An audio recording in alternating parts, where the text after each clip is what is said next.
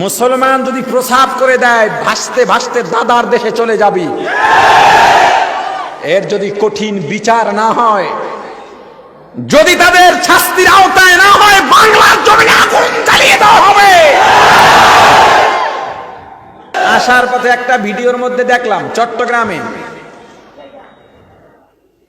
হিন্দু পরিষদ নামে কিছু হিন্দু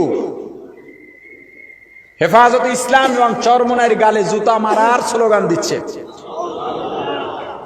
ঘটনাটা সম্ভবত আজ কি হয়েছে, বাংলাদেশ সম্প্রীতির দেশ, সাম্প্রদায়িক সম্প্রীতির দেশ, সেই দেশে এই হিন্দু সংগঠনের নামে কোন হিন্দুরা বাংলাদেশের মতো পুণ্যভূমিতে হিন্দু মুসলিমকে আলাদা করে সহিংসতা বাড়াতে চাচ্ছে, ওদেরকে চিহ্নিত করতে হবে।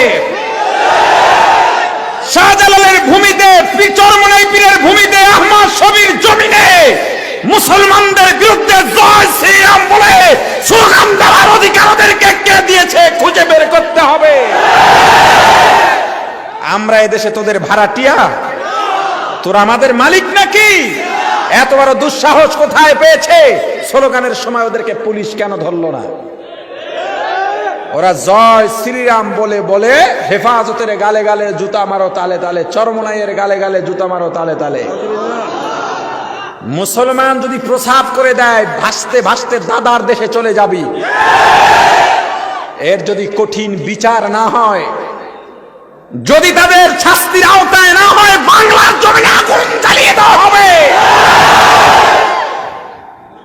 আমরা ভদ্র, আমরা শান্ত, তার মানে এই নয় আমরা দুর্বল।